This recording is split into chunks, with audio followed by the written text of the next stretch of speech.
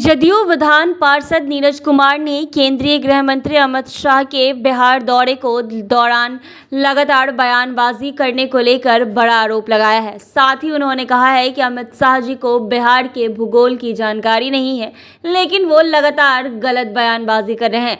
हमारी सरकार हर मुद्दे पर चर्चा कराने को तैयार है, लेकिन बीजेपी नेता लगातार बयानबाजी और सरकार पर आरोप लगा रहे हैं ताकि उनके घर सीबीआई की रेड ना हो जाए। गृह मंत्री अमित शाह जो भी बयानबाजी कर रहे हैं वो भाषाई उद्दंडता के शिकार हैं। और क्या कुछ कह रहे नीरज कुमार, वो सुने आप लोग। माननीय अमित शाह जी, और उन्होंने आरोप सरकार पर लगाया। मेरा सीधा आरोप है अमित शाह जी आप पर कि पूरे भाषण के दौरान आपने कभी भी बिहार में अमन चैन की वकालत नहीं किया। इसका मतलब नीयत आपका साफ स्पष्ट था कि आप समाज में उन्माद फैलाने की कोशिश कर रहे थे। 24 घंटा हो गया, अमित शाह जी आपकी जुबान खामोश क्यों है? सासाराम में किन लोगों पर बम चला, कौन लोग मारे गए जो आपने कहा, उसका नाम की दीजिए। और भारतीय जनता पार्टी के जो विधान पार्षद हैं उनकी परेशानी का सबब दूसरा है।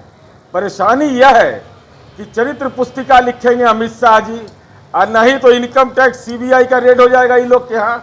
तो ये लोग आकर करके अपने पक्ष में दलील दे रहे हैं। इनकम टैक्स, ईडी और आईटी के डर से भारतीय जनता पार्टी के विधान पार्षद सदन को चलने नहीं दे रहे हैं। ये तो रेड आपके यहाँ होता है महागठबंधन। इनको डर लगा है ना कि अमित शाह जी के पक्ष में नहीं बोलेंगे तब क्या होगा।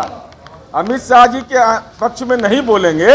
हम तो कह रहे हैं कि हमने कल जवाब दिया कि मानहानि का मुकदमा करो। अब बताइए, कहा कि रजौली के मारड़ गांव में डीप इरिगेशन का हो रहा है, उसका जरा चौहद्दी बताइए तो अमित शाह जी, कहाँ पर डीप इरिगेशन का प्लांट लगा है। और एक बता दिया कि नवादा घाट से कमरा तक सड़क निर्माण। मेरा क्षेत्र है, कमरा तक तो आज तक पूरे जिला के भूगोल में कोई गांव का नाम ही नहीं, इलाके का नाम है। ये कहाँ से कौन योजना को लेकर चले आते हैं, क्या बोल देते हैं।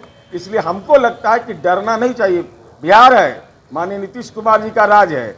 इनकम टैक्स, सीबीआई, ईडी से क्यों डर रहे हैं भाजपा के विधान पार्षद कि नहीं बोलेंगे तो हमारे यहाँ भी रेड हो जाएगा। इस सबसे नहीं डरना चाहिए और यह सवाल बताना चाहिए। सरकार हर सवाल का जवाब सदन में देने को तैयार है, लेकिन धैर्य से सुनिएगा ना। ये एक तरफा मामला चलेगा, एक तरफा घिरना। हम तो विपक्ष के साथ पॉलिटिकल लव करना चाहते हैं कि आप करिए, हम सवाल का जवाब देने को तैयार हैं, लेकिन आप हमसे हेट करते हैं। हेट करने का कारण आप नहीं है, हेट करने के कारण अमित शाह जी हैं।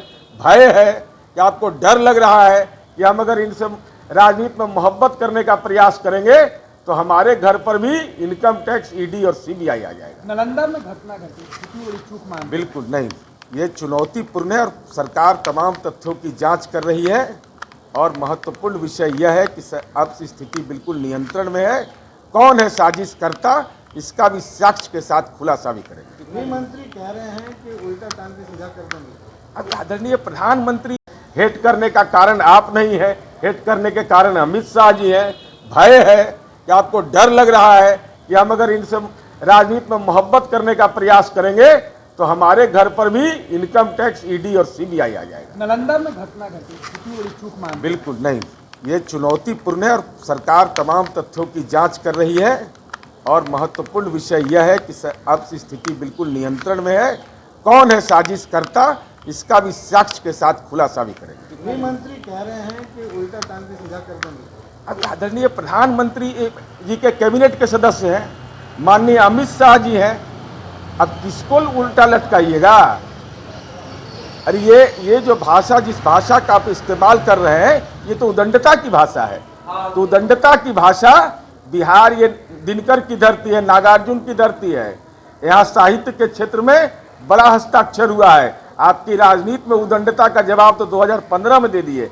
अब भाषाई सीबीआई, ईडी, इनकम टैक्स से काम नहीं चला है तो ये भाषाई उद्दंडता का परिचय दे रहे हैं। लेकिन भाषाई उद्दंडता का भी tit for tat Harishankar Parsai के व्यंग्य के माध्यम से आपको जवाब दिया जाएगा।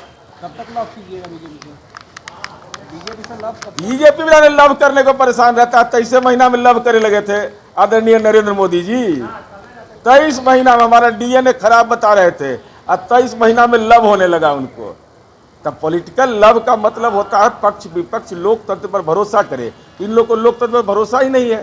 ये तो उल्टा टांग देंगे, तो रजौली में ताप घर बना देंगे। अरे भाई अपना घर में बनाए हैं, कहाँ बना दिए ताप घर? ये ताप घर गृह मंत्री जी आपके निर्वाचन क्षेत्र में है रजौली, या वह ताप घर आपका जो दिल्ली आवास है सुरक्षा के घेरे में वहाँ बनाया है, या राजनीति का दिमाग का ताप घर आपने बनाया है? तो आप बताइए। तो आपने सुना नीरज कुमार ने क्या कुछ कहा है। ऐसे ही तमाम अपडेट्स के लिए बने रहे NBC 24 पर।